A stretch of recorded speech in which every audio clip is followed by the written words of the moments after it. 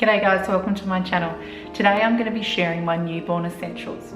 When I was pregnant, I really enjoyed watching these videos as Dave and I hadn't had a lot to do with newborns before we had Sophie. So it was really great to hear other people's opinions. And today I wanted to share with you mine. So number one for us was to have clothing with the zips on. Sophie doesn't enjoy getting her clothes changed, so we found that it just made it a lot quicker. Overnight though, we always tried to put her in a zippy. When she was feeding every couple of hours, then we'd have to change her a nappy. We wanted to try and keep it as low light as possible, not much stimuli at all, because she was still a bit confused between day and night. So we really wanted to reinforce that nighttime is for sleeping. So the quicker we could do nappy changes, the better it was. The less we had to settle her, and the more she just went back to sleep very easily. The second thing I recommend is the Love to Dream swaddles. So this has helped with her sleep as well. We were initially swaddling her in some muslin cloths, but she would fight her way out of it really quickly.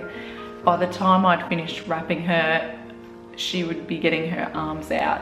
She liked to really have her arms above her head for sleeping. That's where the Love to Dream swaddle is really helpful, because they have their arms up like this. We have two of them. We have just a standard one, and then we have a winter warmer, which is 1.5 tog, I believe. They also have multiple sizes, and they also do a transition Love to Dream swaddle where you can get their arms out one at a time if you want. The third one I found really helpful, which we use every night at bath time, is a rubber duck that tells the temperature. This is fantastic because it lets us know how hot the water is without any guesswork from using our wrists or using our elbows. Sophie likes her baths 36 to 37 degrees. However, if you put too much hot water in and it's 38 or above, there will be a red flashing light, so you know that it's not safe for her to be in the water yet. But at the same time, you don't want your bath too cold, because otherwise she won't relax and enjoy it, and we use it as part of her bedtime routine.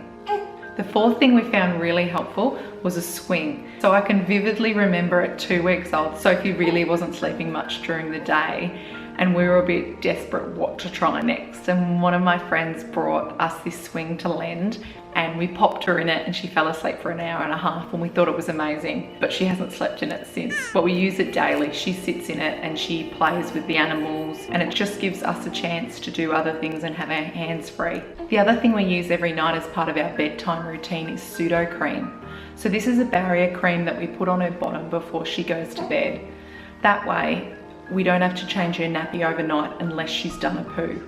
And then she gets more sleep, because last night she had done a poo, and by the time I changed her nappy, she was that awake. It took 20 minutes to settle her again.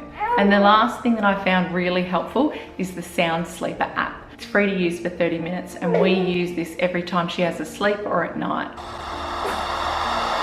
Thanks heaps for watching. If you've got any newborn essentials, I'd love to see in the comments below. Help some other mums out. Alrighty, bye. Say bye, Sophie.